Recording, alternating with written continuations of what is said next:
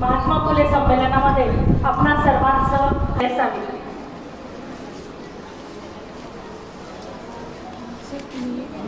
ओळखलं? होय, मीच बोलते असावी। सातारा जिल्ह्यातील आणि खंडाळा तालुक्यातील नायगाव हे माझं जन्म। सिंधुजी नरसे पाटलांची नखोर तर खंडूजी नरसे पाटलांची नात, भावंडात मोठी। सिंधुजी सकाळावर सिरपती आणि आम्हीच ऐकलं लाडा कौतुकानं वाढलेली। आमच्या घरी पाण्याची बाग बागायची, फुलांची शेत, समजा कसं राबराबता। आमचं कुलदैवत म्हणजे आई अंबाबाई। दर साली चैत्र शुद्ध एकादशी मंडळी अंबाबाईला पायी झेंडी घेऊन जात असत आणि ते समजासनी मोगे द्यायचे का आमची आबा करायचे। तुम्हाला सांगते, रवा पाटलांनी दिली होती गावातील पाया पापड पण थोरलेली मला कौतुकानं साव म्हणून हात घालायचे। जोंधळ्याच्या कुटीकडे वेळ आणि माझ्या एवढ्याशा मोठीत मागे तेवढं मी त्याच्या झोळीत घालायचे। तेव्हा माई म्हणायची, साऊ आता एवढ्या ज्वारीने त्याचं पोट भरणार आहे का, जा घरात जा आणि सुखभर ज्वारी भरून त्या गरीबाला घाल। मामी सुखभर जोंधळ किंवा ज्वारी घेऊन त्याच्या झोळीत घालत असत।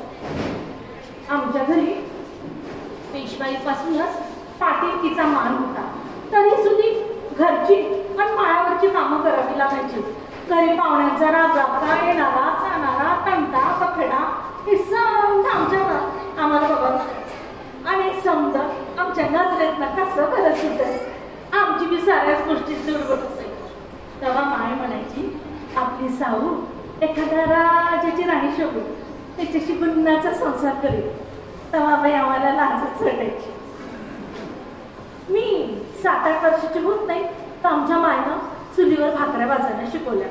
भाकऱ्या झाल्या की मी लहान भावंडांसोबत शेतात जाऊन लगोऱ्या खेळायची आणि तुम्हाला सांगू, समजांची नजर चुकून झाडावर चढून चिंचा बोराबी पाडायची।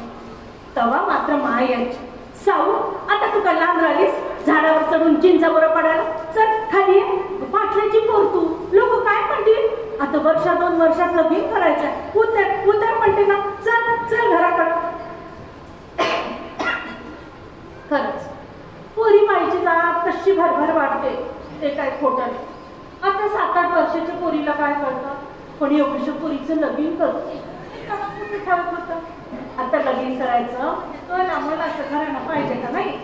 तेव्हा आमच्या आबांच्या आपसुकातील सगुणाबाई क्षीरसागर म्हणून बाई होती, त्यांचं आमच्या घरी येणं जागा असायचं। एक दिवस त्यांनीच गोट काढली, म्हणल्या, खंडू दादा पुण्यात गोविंदराव फुलेचं नावाजलेलं घराणं आहे, घरी 35 एकर शेत माळा माप बघायची, समजा कसं राबता।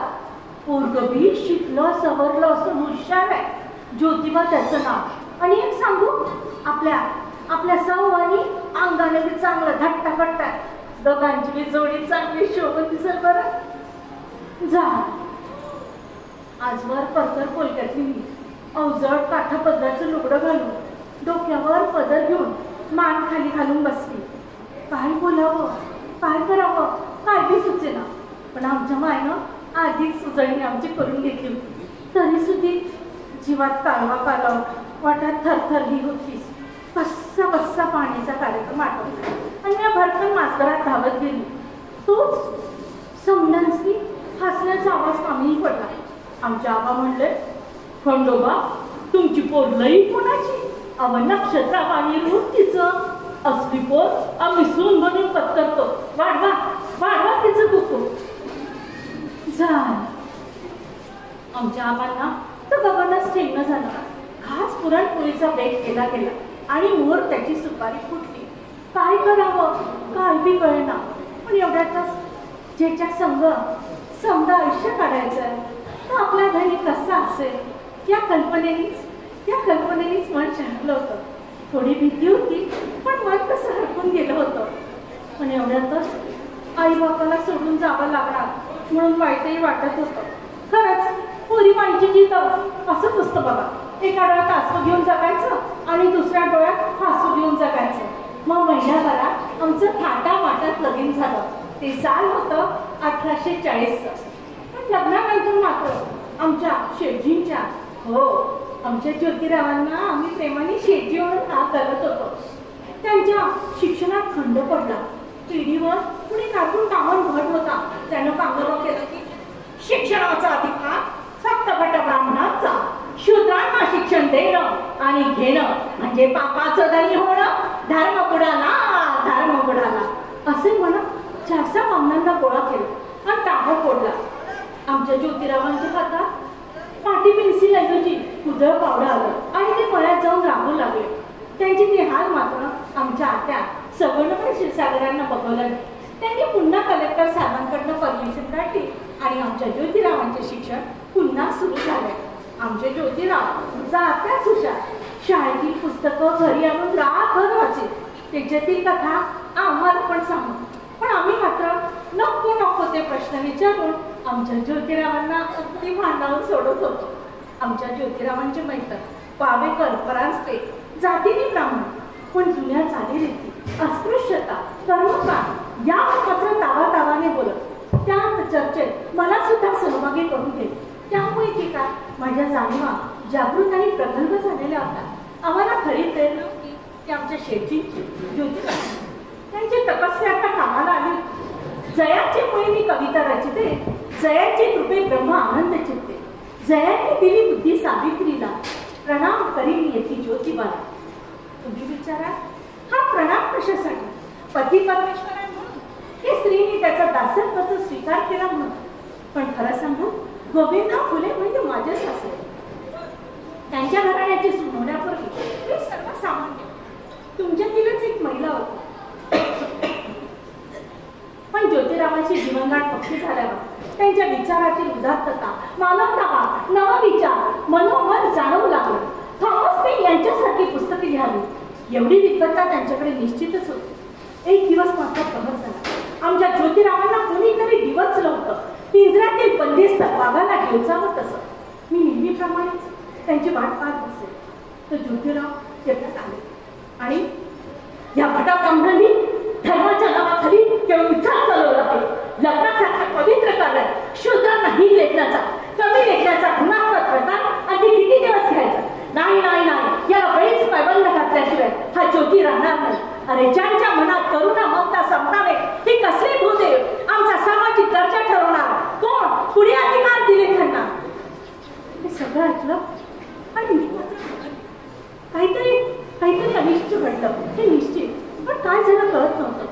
मी त्यांना शांत बसवले आणि पाण्याच्या बोटावर त्यांनी सांगण्याला सुरुवात केली. तेव्हा सांगू, अगं माझ्या ब्राह्मण मित्राच्या निमंत्रणावरून मी त्यांच्या वराती सामील झालं तर अशुद्र कुंद आमच्या बरोबरीने चालतोसच कसा म्हणून त्यांनी माझी पेटाळणी केली, माझा अपमान केला आणि मला वराती बाहेर टाकून लावलं. आता मात्र मला सारी हकीकत कळली. मी, मामनजी, आत्याबाई आम्ही साऱ्यांनी त्यांना समजून सांगण्याचा प्रयत्न केला. पण खरं म्हणजे याच प्रकरणामुळे त्यांच्या मनात तीव्र क्रांतीची ज्योत प्रज्वलित झाली आणि येथूनच ब्राह्मण विरुद्ध ब्राह्मणेतर हा संघर्षही सुरू झाला. त्यांनी मनाशीच गुंगाटलं या शूद्रांना, या बहुजनांना शिक्षण दिल्याखेरीज त्यांना त्यांचा धर्म कळणार नाही आणि तसा मनोदय त्यांनी माझ्या जगात केला. विद्येविना मती गेली, मती विना नीती गेली, नीती विना गती गेली, गती विना वित्त गेले, वित्त विना शूद्र खचले. इतके अनर्थ एका अविद्येने केले. फुलासंगी मातीचं वाचलागे म्हणतात ना, ते काही खोटं नाही. म्हणतात ना, वाण नाही पण गुण आलेला होता. तसे आमच्या मुखातून शब्द बाहेर पडू लागले. शूद्रांना सांगण्याजोगा आहे शिक्षण मार्गाला. शिक्षणाने मनुष्यत्व पशुत्व हत्ते पहा. इंग्रजी शिकून या जातीभेद मोडा, फटेची भारुडात फेकून या. शूद्रांनी शूद्रांना अज्ञानाच्या शृंखलेतून मुक्त करण्यासाठी आणि उच्चवर्णीयांची मक्तेदारी करण्याकरता आम्ही कंबर कसलेली होती. आणि त्या प्रसंगी आम्हाला अहमदनगरच्या पॅराबाई भेटल्या. त्या म्हणाल्या, मिस्टर फुले, स्त्री ही त्यांची विचार ती शिकली ते तुमचे संपूर्ण कुटुंबाची. पण तुम्ही तर तुमच्या स्त्रियांना शिकवितच नाही.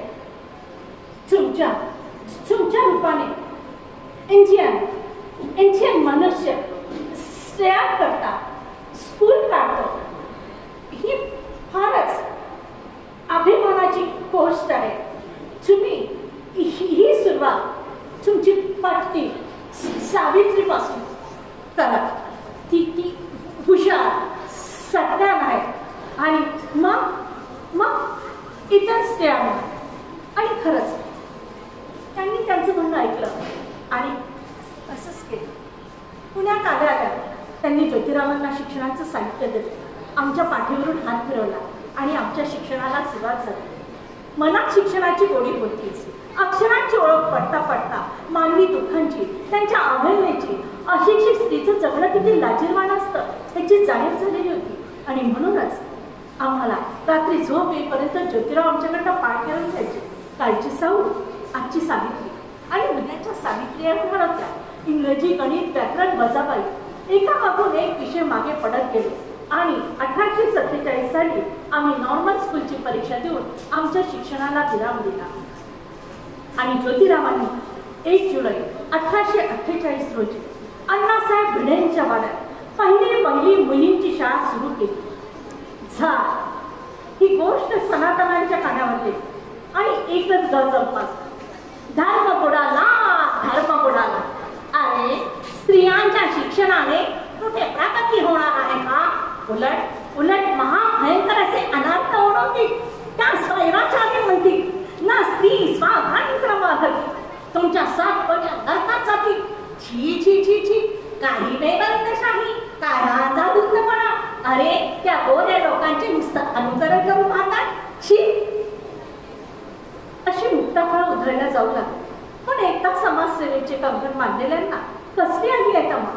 आम्ही कुणाची पर्वा न करता आमचं कार्य चालूच ठेवलं.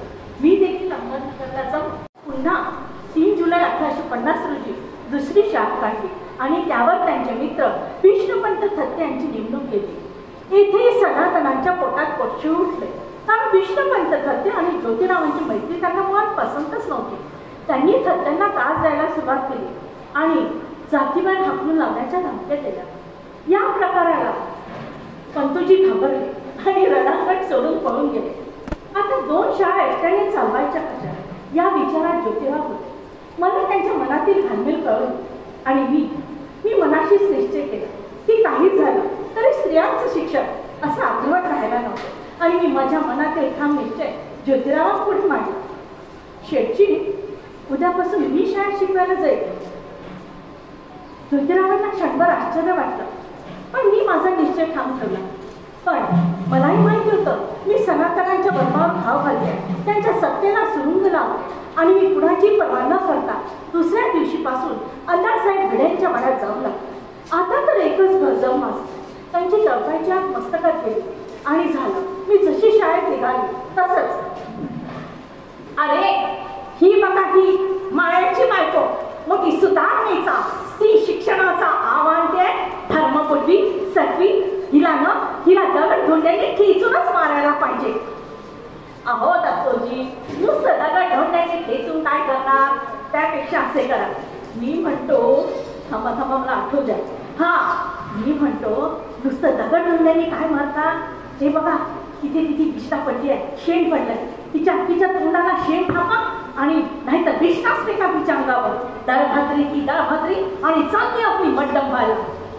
आणि खरंच केवळ ते बोलले नाही तर त्यांनी माझ्या अंगावर दगड धोंड्यांचा, शेणाचा, अक्षरशः विष्ठेचाही मारा केला. सर्वप्रथम मला वाटलं की हे काय होते, पण मला माझं आधी मन सांगत होतं, नाही सावित्री, आज का तू येणाऱ्या दबांना घाबरतीस तर तुला ते पळकुटी ठरवते. तुझ्या आणि ज्योतिरावांच्या कार्यात खंड पाडणं हेच त्यांचं ध्येय आहे. तुझा खरा स्त्री धर्म म्हणजेच नवऱ्याची आज्ञा पाळणं आणि तिच्या पावलावर पाऊल ठेवणं म्हणजे तुझं पार्थिव्य. शेवटी मी कुणाची पर्वा न करता त्यांना म्हणाला, तुमच्या धर्मात नवऱ्याची आज्ञा पाप असेल तर हो, मी ते पापच करते. तुम्हाला काय करायचं ते तुम्ही करून घ्या. देव तुम्हाला क्षमा करू. युगे सून आणि मूल वर्षानुवर्ष पुरुषांच्या गुलामगिरीत अडकणाऱ्या समस्त स्त्रियांना मुक्त करण्यासाठी आम्ही कंबर कसलेली होती. आणि एवढ्यासाठीच आम्ही आमचा अंबरठाही ओलांडलेला होता. चणे खावे लोखंडाचे देवाचे ब्रह्मपती नाचावे. काहीतरी मिळवण्यासाठी काहीतरी गमवायचेच होते आणि मी कुणाची पर्वा न करता दुसऱ्या दिवशीपासून आम्ही आमचं कार्य सुरू केलं. आम्ही कुणालाच घाबरत नाही, कुणालाच बदलत नाही. हे पाहून या लोकांनी आमचे सासरे गोविंदराव फुले त्यांनाच पेटीला घातले. त्यांना जातीवार हाकलून लावण्याच्या धमक्या दिल्या आणि गावाबाहेर हद्दपार करण्याच्या धमक्या दिल्या. शेवटी चला बरं, आज भरपूर उशीर झाला आणि आपण गेल्याशिवाय आवाज झोपत नाही. चला बरं, चला. आबा असं काय झालं? तुम्ही बाहेर का वाट बघत आहात? बघा किती रात्र झाली. आबा चला. अरे आमच्या वयाचं सोडा, पण तुम्ही जी पण आमच्या मागे लावली त्याचं काय? माझं चुकलं. अरे हा समाज जे करू नको म्हणता तेच तुम्ही करता. त्या जोशी तो शिकला ते शिकला, त्या सावित्रीने शिकवलं. अरे ठेविले आनंद दे कैसेची नावे, हे कळत कसं नाही रे तुम्हाला? हे बघ आज मी त्यांना वचन देऊन आलो. एक तर तुम्ही लोक शाळा सोडा, नाही तर माझं हे घर. काय असं काय वाटतं करते? असं काय गुन्हा केला आम्ही? शेवटी आम्हाला आणखी त्रास होऊ द्यायचा नाही म्हणून आम्ही घर सोडण्याचं निश्चित केलं. दुसरा दिवस उजाडला. ज्योतिराव अंगावरील कपड्यांची घराबाहेर पडले आणि मी जड अंतकरणाने 2 लुगड्याची बळबळी कापडी घेतली आणि ज्योतिरावांच्या मागोमाग चढून मी दार उघडलं. आबा होते मान खाली घालून बसले होते. मी आबांच्या पायावर डोकं ठेवले. तोच मी स्पंदन रडू लागले. आबांच्या डोळ्यातील अश्रू माझ्या मस्तकावर जणू जनाभिषेक करीत होता. खरीच कोणी कुणाचं साधन करावं आणि कुणी कुणाची कीव करावी असा तो प्रसंग होता. आमचं ठीक आहे, आमच्याकडे एक विशिष्ट ध्येय होतं, पण आबांच्या जीवाची लाही होत होती. हा समाज ना धड आम्हाला जगू देत होता, ना धड मरू देत होता.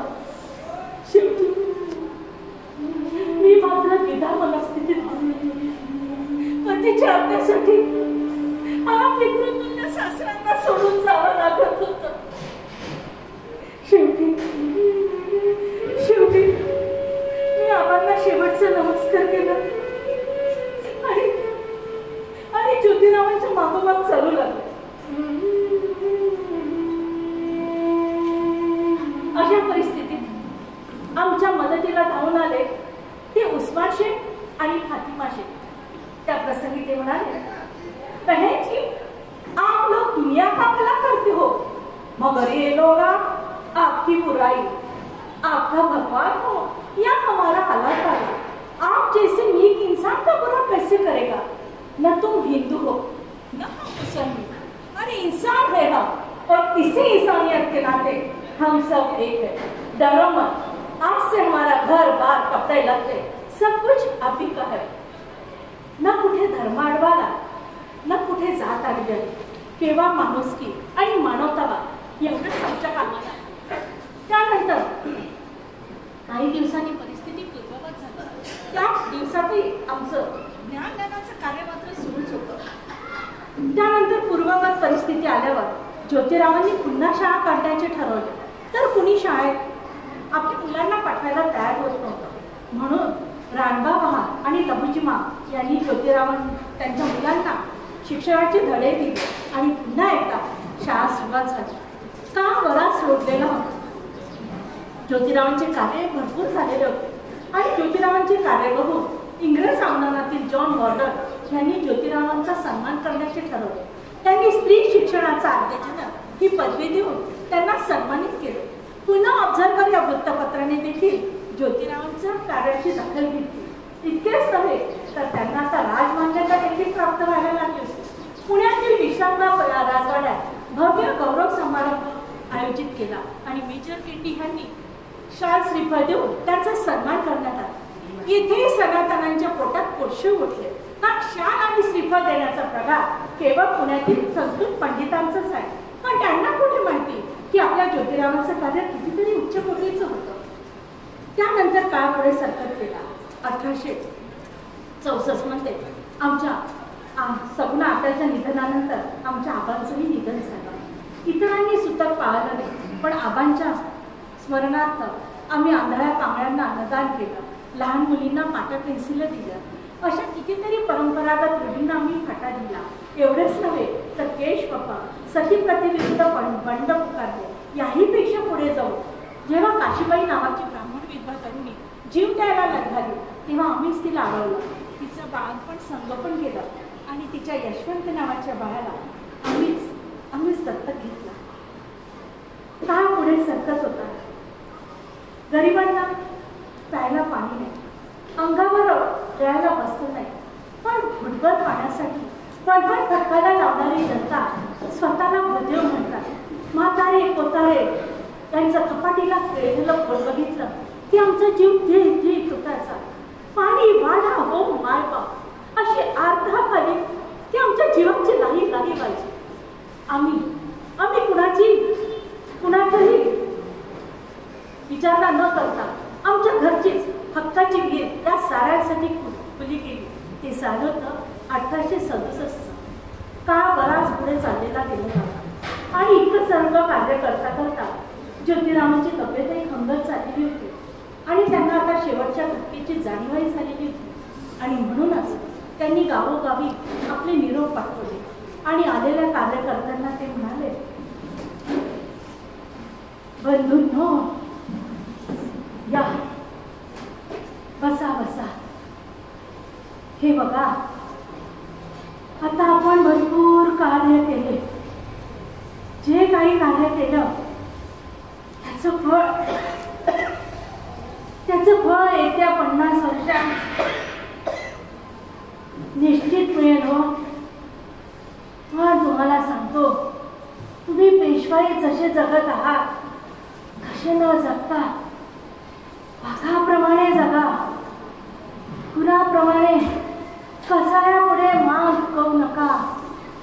हे बघा, अंगलई आज आहे, उद्या राहणार नाही, पण जोपर्यंत ही इंग्रजी राजवट आहे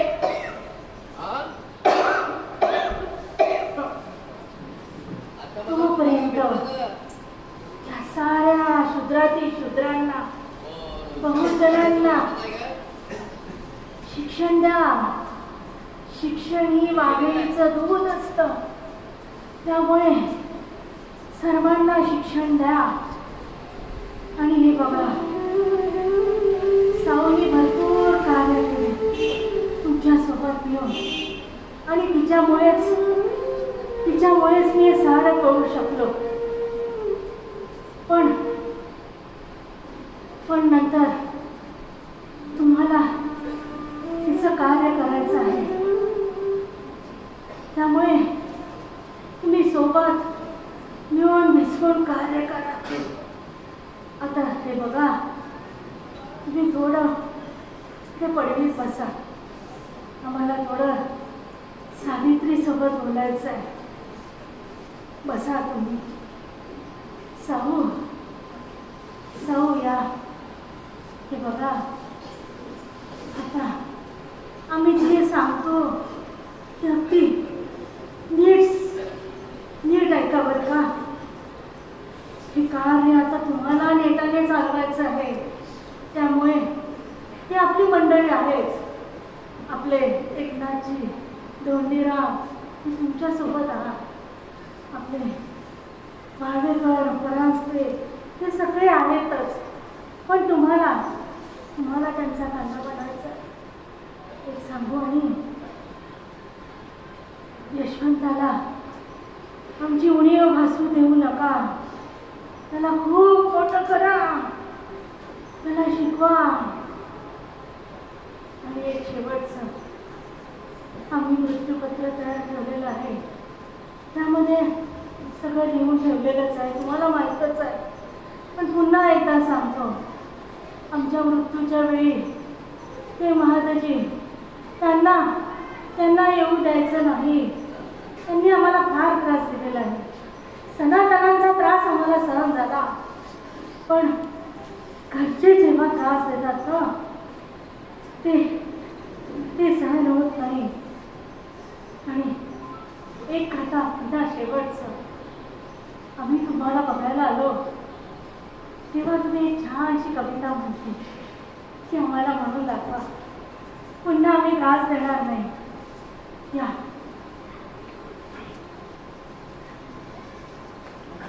शेठजी, आता वेळ नाही आहे खरं तुम्ही म्हणता म्हणून म्हणते, पण तुम्ही बसा बरं, खूप वारा सुरू आहे. मी शॉल देते तुम्हाला अंगावर.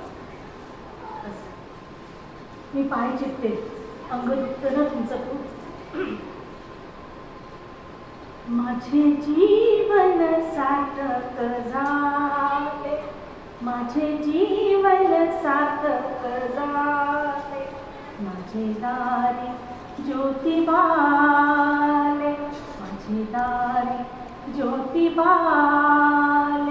माझे जीवन सार्थक झाले. तन मन दाना करुणी अर्पण, विसरून जाईल माझे मीपण. तन मन दाना करुणी अर्पण, विसरून जाईल माझे मीपण. नयनी तयाना दिनसे करुणा, नयनी तयाना दिनसे करुणा, त्यातच दंग झाले, माझे जीवन सार्थक झाले. माझे दारी ज्योतिबाले, माझे दारी ज्योतिबाले, माझे जीवन सार्थक झाले. बरं वाटलं शेठजी? आता ऐकवली ना कविता, कशी वाटली? खूप दिवसांनी ऐकवली खरंच. शेठजी शेठजी शेठजी शेठजी उठा ना, शेठजी उठा ना. अहो काय झालं? उठा ना शेठजी. यशवंता वावेदा परांजपे, अहो बघा शेठजी बोलत नाहीये. धोंडीराव मेघनाथजी या बरं. शेठजी शेठजी, तुम्ही मला सोडून नाही जाऊ शकत. शेठजी मला तुम्ही वचन दिलं होतं.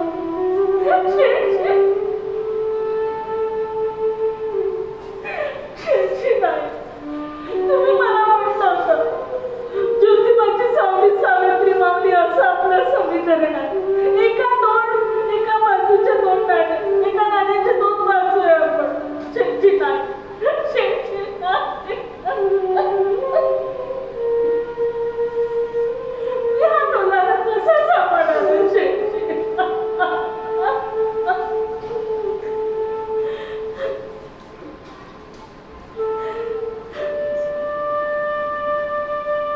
दिनांक 28 नोव्हेंबर 1890 रोजी रात्री 2:27 शेठजी मला, आमच्या यशवंताला आणि या जगाचा शेवटचा निरोप घेऊन गेले. पण त्यांनी माझ्याकडनं वचन घेतल्याप्रमाणे मला दुःख करीत बसता आलं आणि मला पुढच्या तयारीला लागावं लागलं. त्यांना तिरडीवर येऊन झोपवण्यात आलं. त्यांचं टिकवं सुद्धा तयार होतं. आम्ही यशवंतांना टिकवं घ्यायला लावला. तेवढ्यात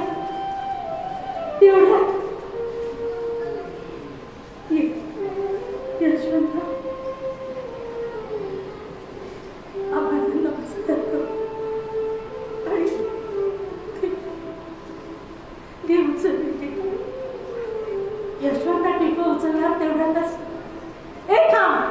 थांब म्हणते ना, कोण कुठचा जातीचा ना पातीचा म्हणे आमचा हा मुलगा आहे, चला बाजूला हो. खरं म्हणजे टिकवं उचलण्याचा अधिकार आमचा आहे, कारण आम्ही ज्योतिरावांचे बंधू आहे. बाजूला करा रे. कोण कुठे गेली होती काळ कोण करायला, आणि हिचा मुलगा हे दत्तक घेतात. आम्ही नाही मानत आहे. चला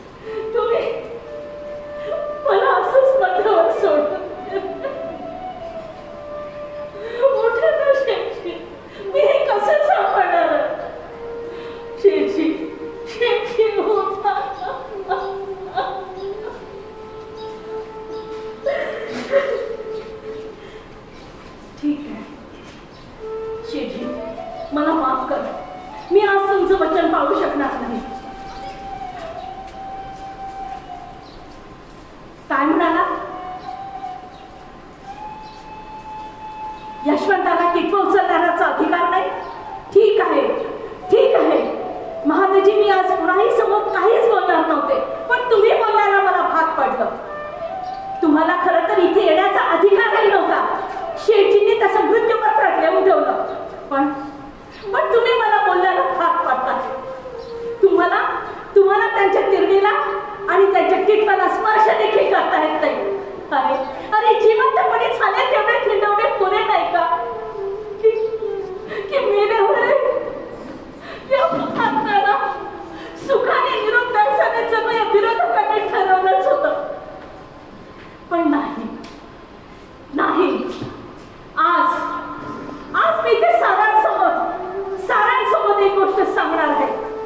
महादजी, तुम्ही पहिले निघा इथनं. निघा म्हणते ना. आज मी सावित्री ज्योतिबा फुले, महात्मा ज्योतिबा फुले यांची पत्नी या नात्याने ज्योतिरावांचे टिटवाही मीच उचले आणि त्यांच्यावर अंतिम संस्कारही मीच करे.